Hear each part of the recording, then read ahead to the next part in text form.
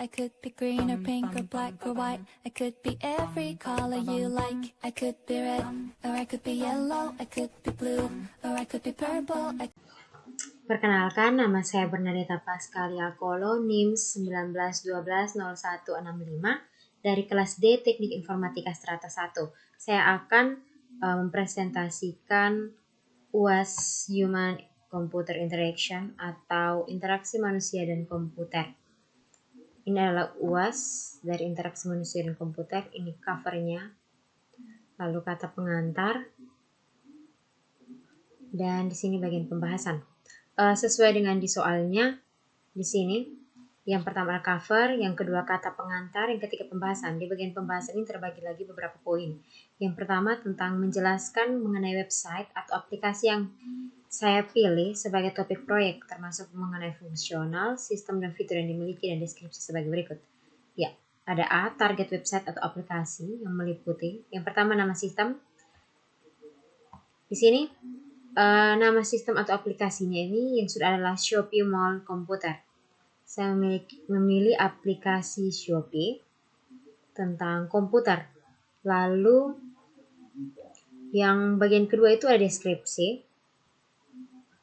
Di deskripsi ini, karena ini bukan aplikasi yang saya buat ya, jadi saya mendeskripsikan dari segi penggunanya saya, yaitu ini merupakan tempat atau aplikasi, suatu aplikasi yang memuat tempat menjual banyak komputer, laptop, printer, CCTV, kamera, monitor, LCD proyektor, terus ada jual UPS.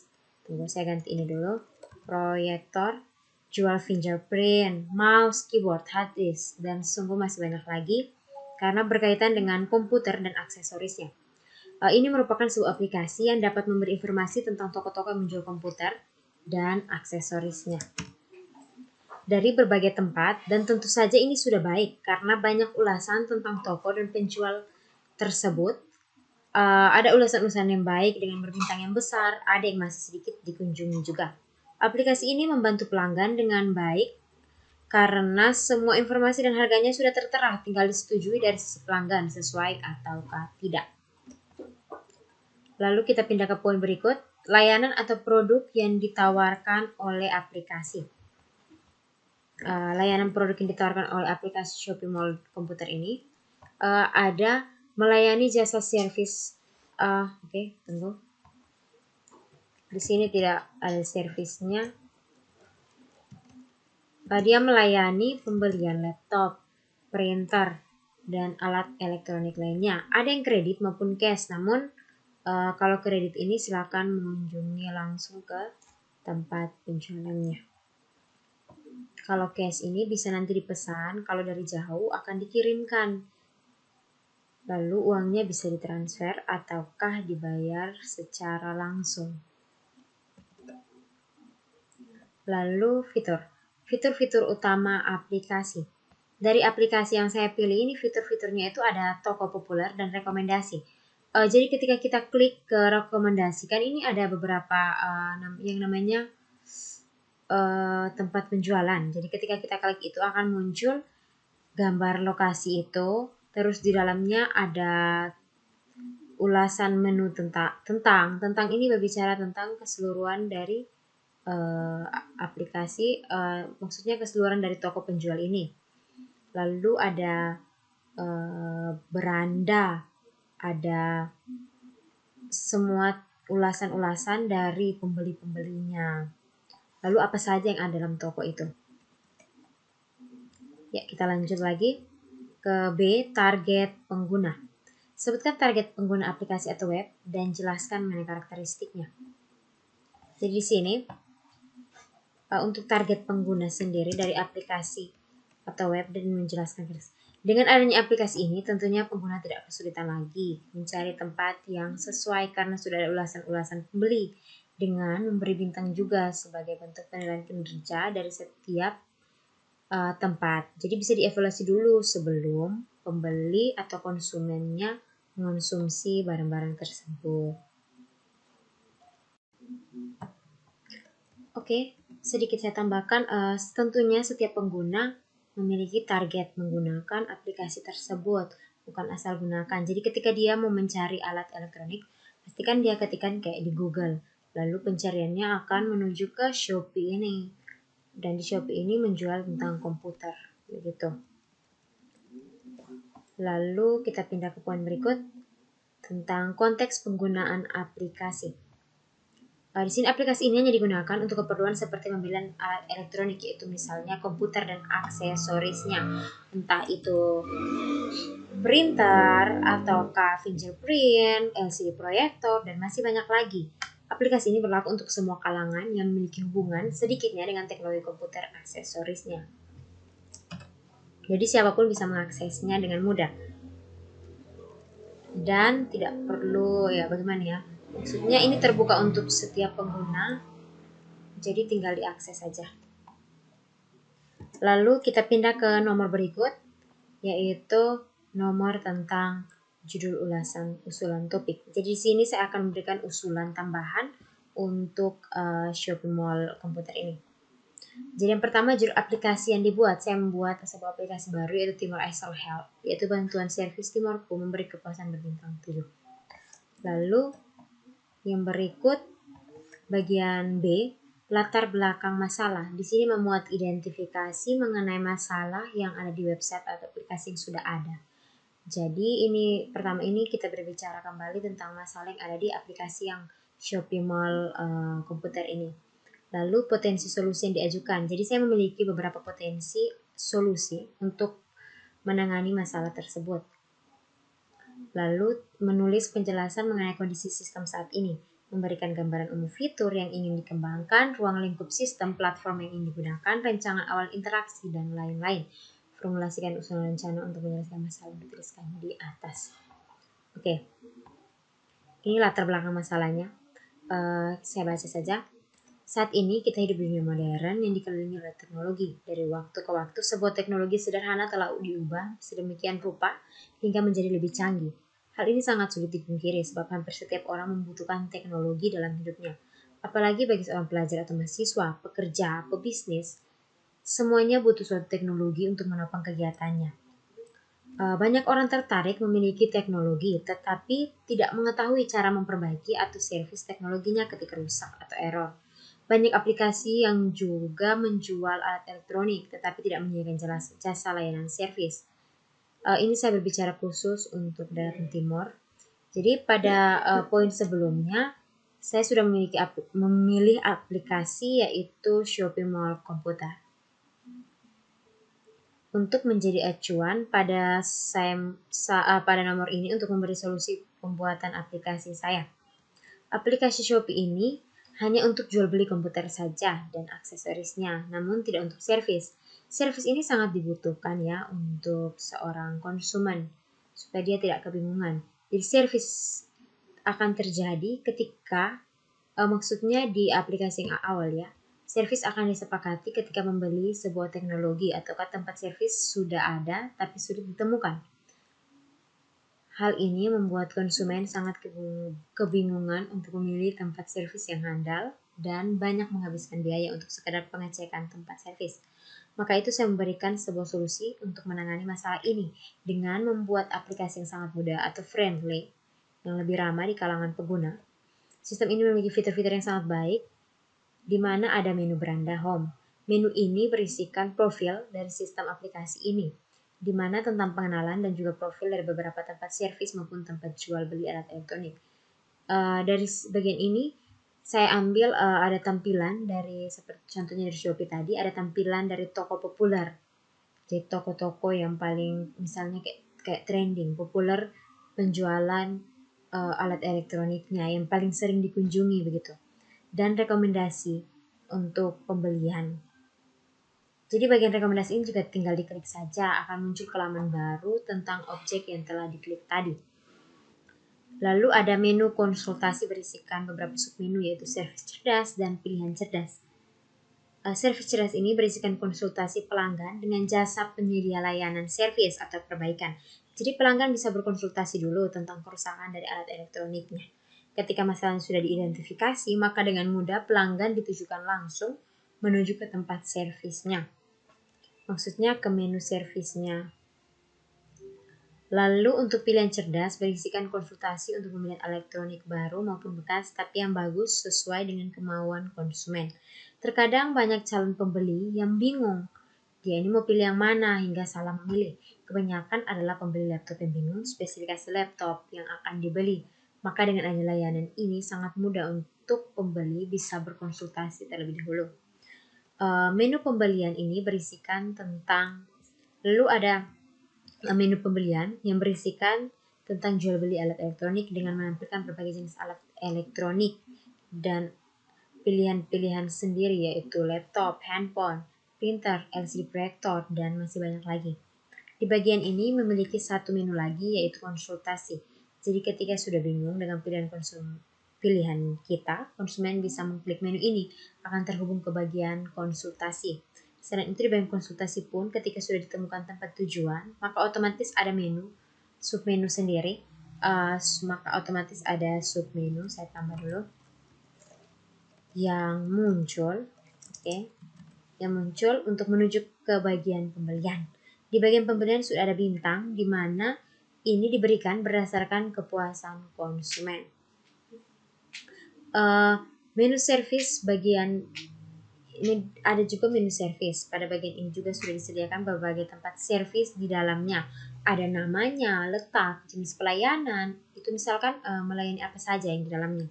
Lalu bintang, itu ulasan-ulasan atau testimoni-testimoni dari pembeli. Lalu tentu saja di bagian ini memiliki menu yang sama juga, yaitu menuju konsultasi dan sebaliknya, kembali ke menu service. Lalu menu testimoni atau testimoni dari pengunjung atau pembeli atau juga penyewa. Berisikan testimoni-testimoni atau ulasan-ulasan pengunjung atau pelanggan atau konsumen tentang produk atau layanan dari tempat jual dan tempat servis yang telah dikunjungi. Lalu terakhir ada menu login. Menu login ini saya buat khusus untuk penjual atau penyelenggara jasa. Bagian ini dalamnya ada submenu penjualan atau untuk calon pendaftar. Menu ini untuk calon penjual atau penyedia jasa layanan servis baru, di mana terlebih dahulu harus mendaftar diri dengan memasukkan informasi diri dan tempat penjualan maupun servisnya. Lalu ada sebuah submenu pendaftar ini yang dikhususkan bagi penjual atau penyelenggaraan jasa baru. Ada banyak platform yang saya buat. Selain di atas juga yang setelah saya sebutkan tadi itu juga merupakan platform-platform yang saya buat. Selain itu ada sebuah metode pembayaran yang saya membuat dengan berbagai jenis, yaitu ada dari cash, OVO, bayar digital, bank lokal. Lalu untuk bagian ya, secara singkat platformnya tadi ada yang ini, misalkan konsultasi, lalu bagian service, ini saya mengembangkannya lebih lagi. Seperti di sini, berikan gambar fitur yang ingin dikembangkan. Jadi fitur-fitur yang tadi telah saya kembangkan semuanya. Lalu dan kita lanjut ke poin berikut tentang task analysis. Oke, yang saya ketahui task analysis ada beberapa beberapa langkah ya. Yang pertama itu untuk sasaran atau external task adalah kondisi sistem yang ingin dicapai manusia. Dari ini task analysis ini kita menganalisis pada sistem yang ada saat ini, to saja. Jadi ini pada sistem yang ada, misalkan pada shopping mall ini. Jadi sasaran atau external task-nya dari aplikasi yang sudah ada tentunya memiliki suatu kondisi atau tujuan yang harus dicapai. Tentunya sasarannya adalah digunakan untuk pembelian komputer dan aksesorisnya. Semakin banyak pengunjung di aplikasi ini, maka semakin dipercaya dan menjadi aplikasi terbaik yang menyediakan segala kebutuhan konsumen. Lalu bagian kedua, tugas atau internal task adalah himpunan terstruktur dari aktivitas yang dibutuhkan, digunakan, atau dipercaya sebagai hal penting untuk mencapai sasaran dengan menggunakan perangkat tertentu. Oke, pada bagian ini dari aplikasi ini untuk mencapai sasaran tentunya yang pertama adalah untuk bagian perangkat tertentu. Yang pertama itu RAM atau penyimpanan dari segi internal menunjang besarnya kapasitas dari aplikasi ini. Lalu sistem operasinya juga harus sesuai.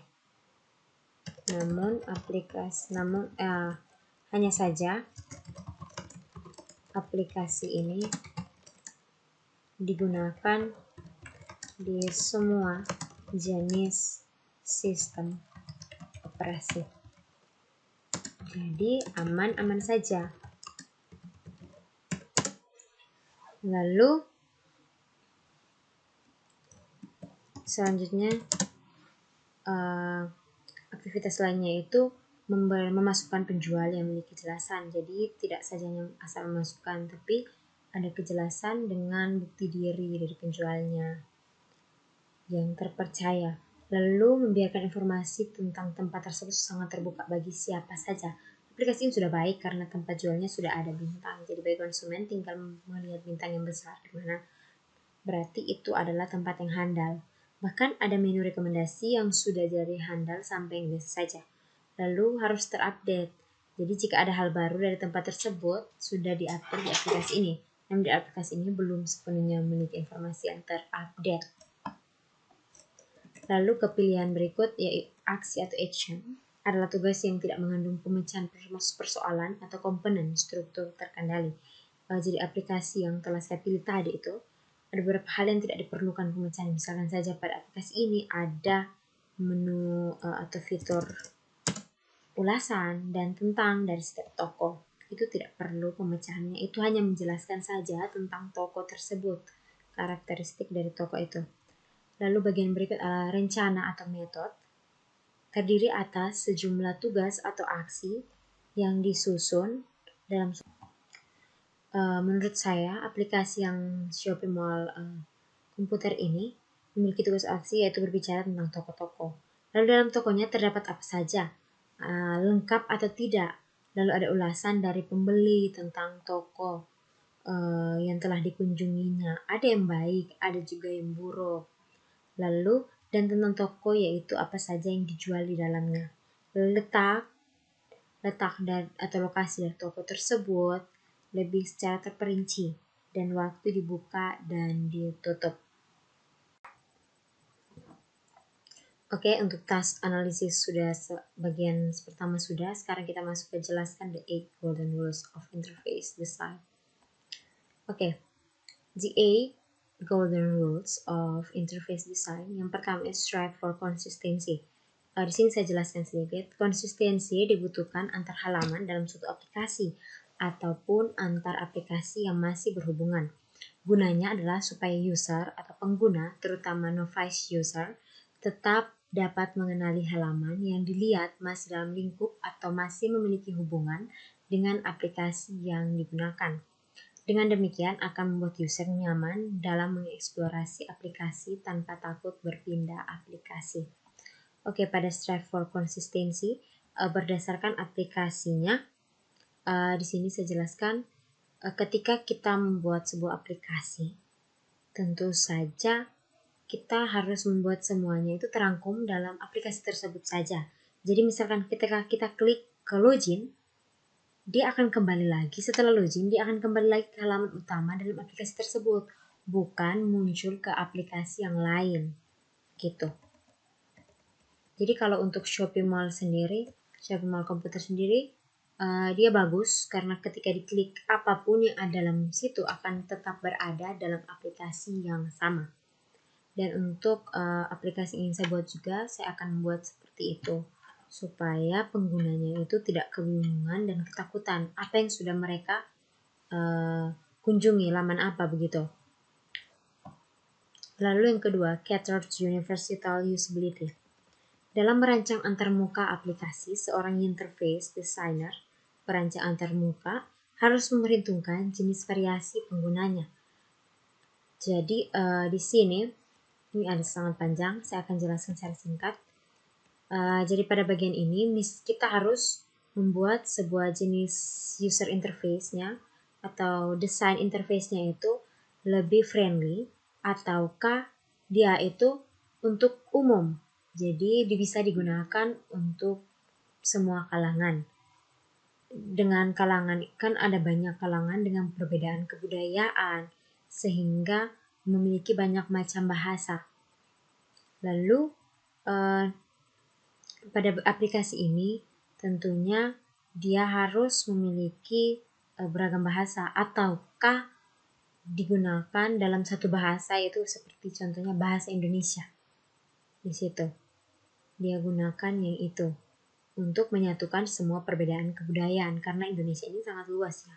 Pasti kebudayaannya itu, bahasanya itu banyak. Apalagi aplikasi yang mau saya buat ini di daerah timur saja memiliki banyak jenis bahasa. Tapi saya gunakan bahasa Indonesia saja untuk mempersatukannya. Dan menggunakan bahasa yang bagaimana, yang sudah lumrah, yang sudah biasa di kalangan masyarakat.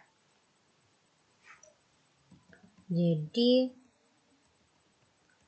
karena untuk yang sudah terbiasa menggunakan aplikasi ya dia sudah biasa memiliki preferensi antarmuka yang berbeda.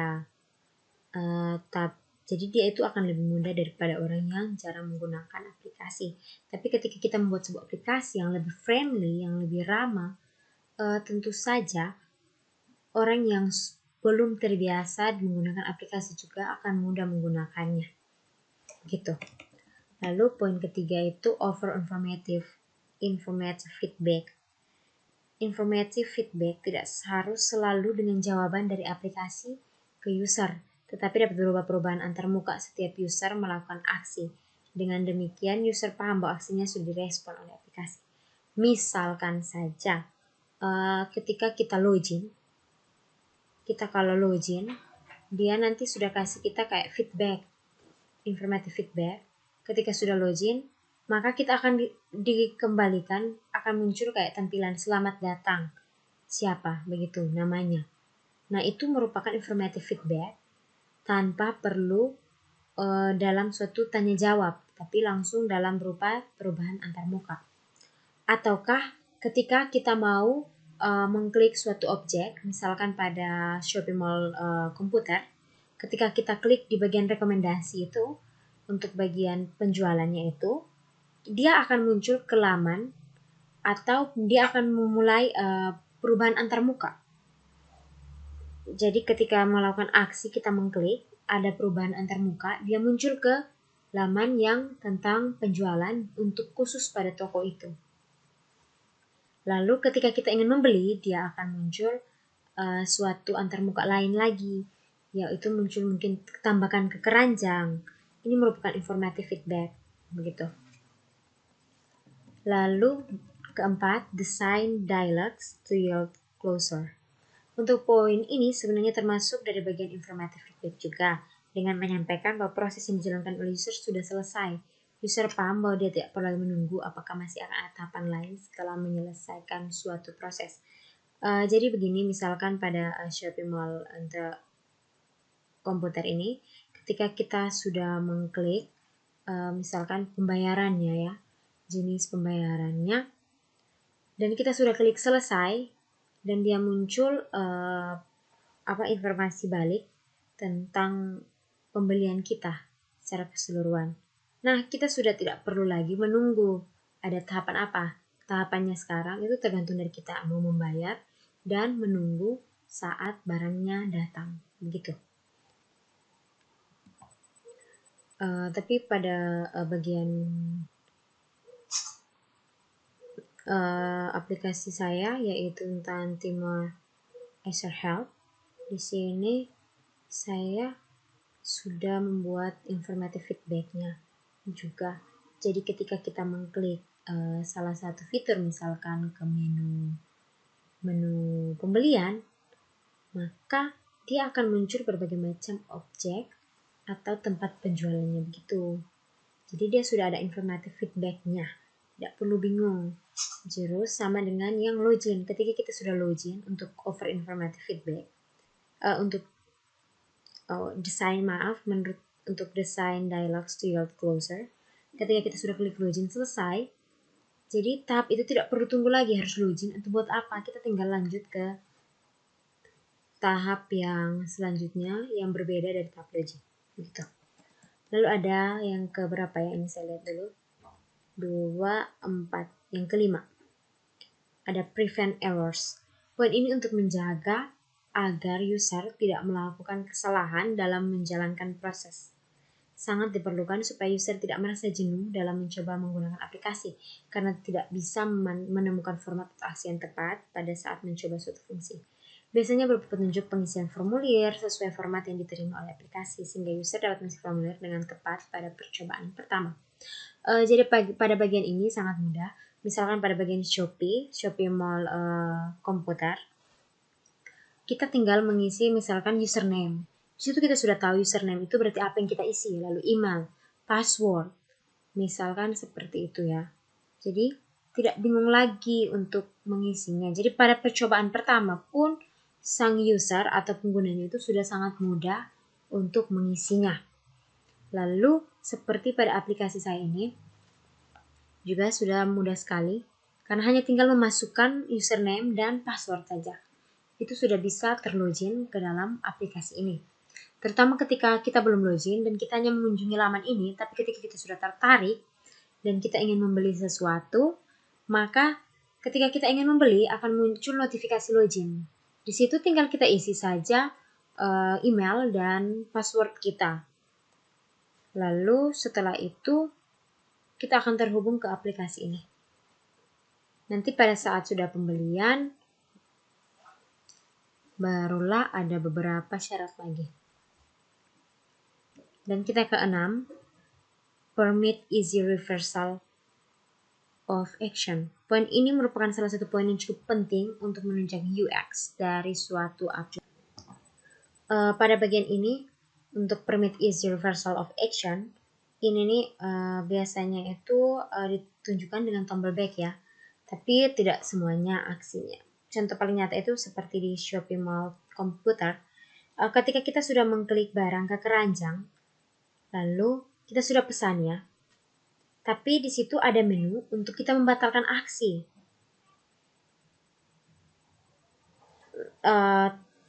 Jadi setelah selesai membeli barang, pengguna ini bisa melakukan aksi pembatalan pembelian. Lalu maka otomatis tidak langsung terproses beli. Tapi ada user atau penggunanya itu sudah melakukan cancel atau delete barang yang sudah dipilih. Mungkin ketika ingin mengganti dengan yang lain, jadi bisa lakukan uji coba seperti itu. Jadi sang user ini sangat mudah mengeksplorasi aplikasi Shopee Mall ini. Begitu. Lalu yang ketujuh, support internal locus of control. Poin ini terutama sangat disukai oleh pengguna atau user yang sudah terbiasa menggunakan aplikasi, karena biasanya user ingin memiliki tampilan yang biasa diatur oleh user sendiri sesuai preferensi dari user. Hal ini dapat meningkatkan kepuasan user terhadap aplikasi yang sangat mempengaruhi UX terhadap aplikasi tersebut. Oke, pada aplikasi Shopee Mall komputer ini saya belum terlalu memperhatikan, tapi pada bagian ini untuk user sendiri sudah identik ya. Untuk Shopee ini warnanya itu seperti kuning, orange seperti itu. Jadi tidak bisa diubah lagi oleh user. User tinggal menggunakannya saja. Tapi pada aplikasi saya ini, aplikasi yang Timur Ice Health telah saya buat juga, menu di setting itu bisa buat dalam mode gelap atau mode malam dan mode siang gitu. Jadi bisa diatur oleh user mau pilihnya itu seperti apa. Lalu yang ke-8 terakhir, reduce short-term memory load. Pada poin ini biasanya orang lebih mudah memusatkan pada desain tata letak menu dan tombol. Tetapi sebenarnya akan lebih efektif jika diterapkan pada proses saat user harus memberikan input ke dalam sistem. Dengan menerapkan poin ini, maka user tidak perlu mengingat data yang harus diinput ke sistem. Karena data yang harus diinput sudah disediakan oleh sistem. Misalnya pada shop, user memilih barang yang diinginkan. Dan dari situ, sistem langsung menerima input kode barang yang diinput oleh user untuk diproses pada proses pembayaran nantinya. Ya, di sini juga seperti yang di Shopee Mall komputer. Jadi ketika kita memilih suatu barang, kodenya yang akan muncul. Dan itu secara otomatis dari sistemnya. Dia menginput sendiri. Jadi ketika dipilih barang, langsung ada kodenya. Lalu muncul harganya juga otomatis. Seperti itu. Itu adalah 8 the 8 golden rules of interface design. Untuk task analisis sudah selesai. Lalu kita masuk ke skenario dan storyboard.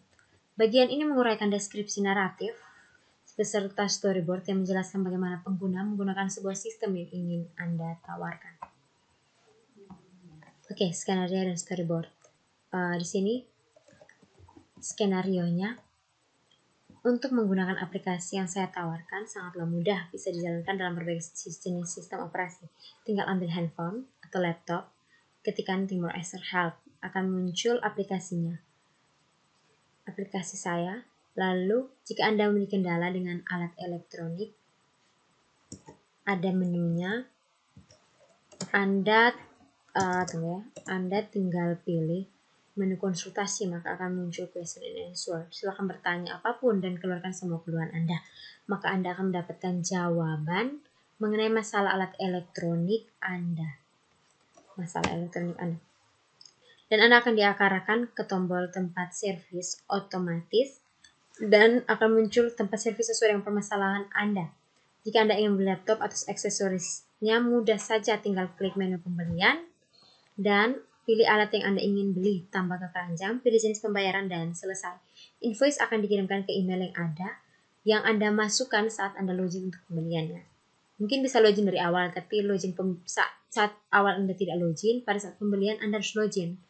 Jika ada kebingungan untuk membeli, silakan pilih menu konsultasi pilihan cerdas dan lakukan konsultasi. Ini adalah storyboard saya. Di sini misalkan ini. Ada seseorang yang mengalami sistem error pada komputernya.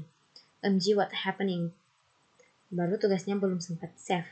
Lalu dia ingin berkonsultasi dengan Acer Help. Dia tinggal mengambil handphonenya, lalu dia mengetik Timor Acer Help. Ini welcome to Acer Help. Ini tampilannya. Bantuan servis Timorku memberi kepuasan berbintang 7. Ini adalah tampilan beranda. Dan di bagian bawahnya ini tampilan beranda yang awalnya. Jadi maksudnya tampilan awal saat masuk. Lalu ini tampilannya di sini. Kita klik yang menu drop down ini, ada menu-menunya, itu konsultasi, pembelian, service, testimoni, dan login. Ini home, beranda.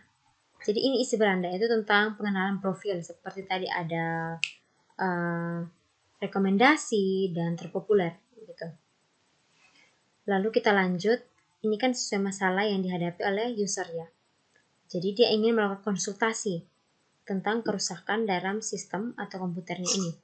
Dia tinggal klik menu konsultasinya ini, telah saya bold. Dia klik di sini. Pertama dia klik konsultasi ya, nanti muncul di sini.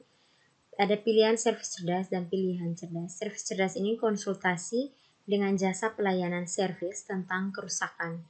Kalau pilih cerdas ini konsultasi pembelian alat elektronik. Jadi dia pilih yang servis cerdas.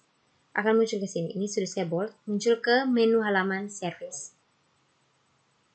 Maksudnya saya di sini servis cerdas, nanti dalamnya ada question and answer.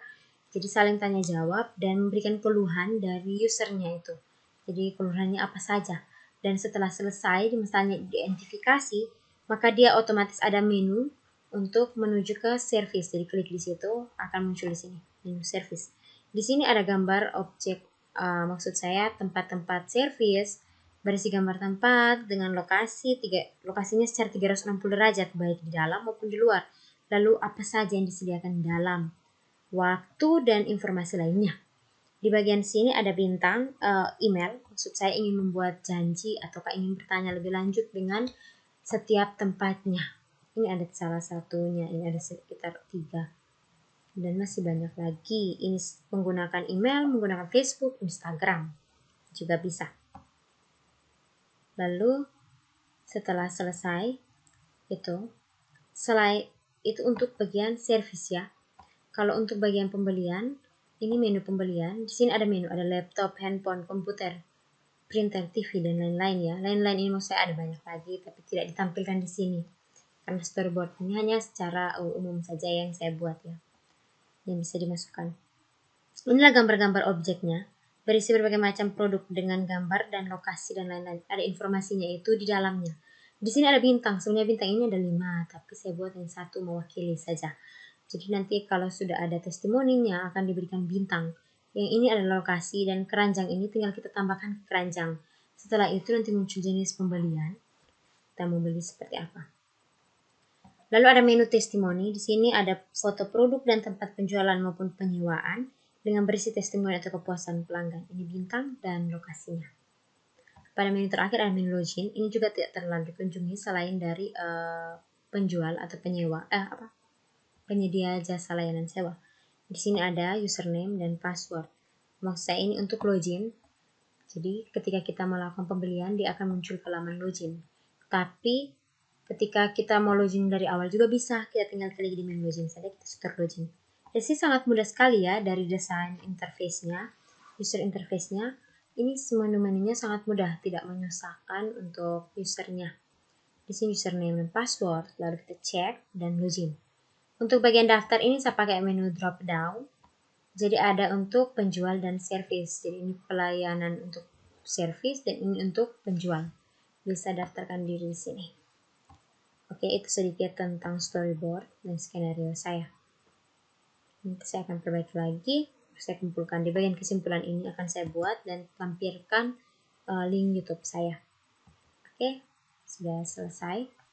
Sudah selesai untuk bagian materinya. Saya akan lanjut ke bagian kesimpulan. Ini bagian kesimpulan. Yang pertama, membuat task analisis. Ini secara kesimpulannya.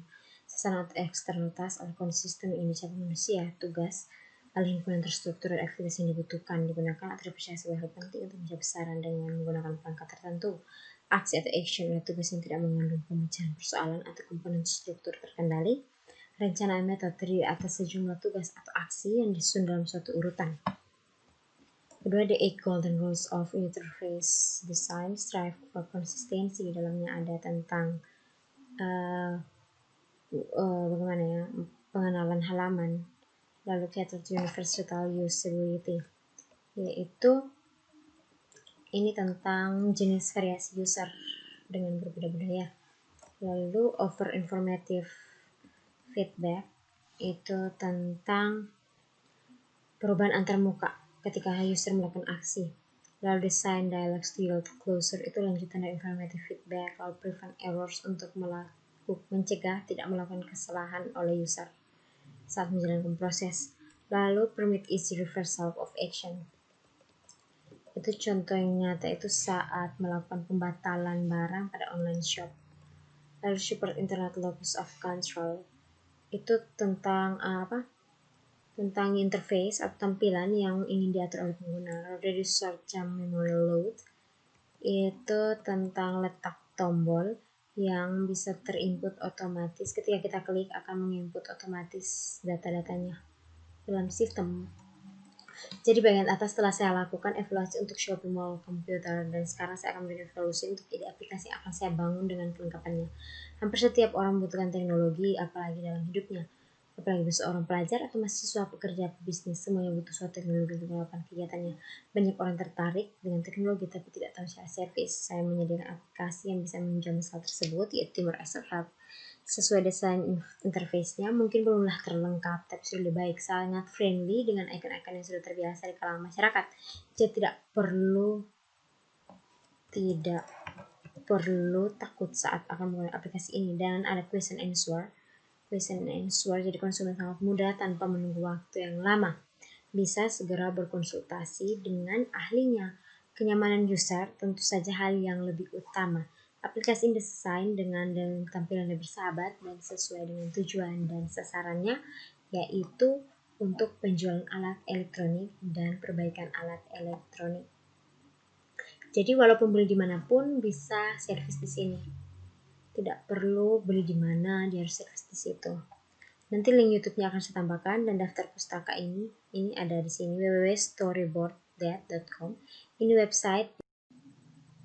Oke, saya jelaskan sedikit secara keseluruhan kembali tentang ini. Jadi ini sudah sesuai semuanya. Saya cek sendiri sudah sesuai dengan di sini. Ada yang bagian pertama ini tentang website yang saya pilih, yaitu Shopee Mall komputer. Ini sudah saya buat semuanya. Lalu kedua ini tentang aplikasi yang memiliki ada identifikasi masalahnya dengan solusi yang saya berikan dengan aplikasi saya, dan saya sudah mengembangkan platformnya, ruang lingkup sistemnya, dan fitur-fitur yang ingin saya kembangkan juga sudah. Lalu task analysis dan egg golden rules-nya pun sudah saya buat, dan terakhir skenario dan storyboard. Jadi semuanya sudah saya lakukan. Untuk UAS ini, untuk setiap butir-butirnya sudah saya buat.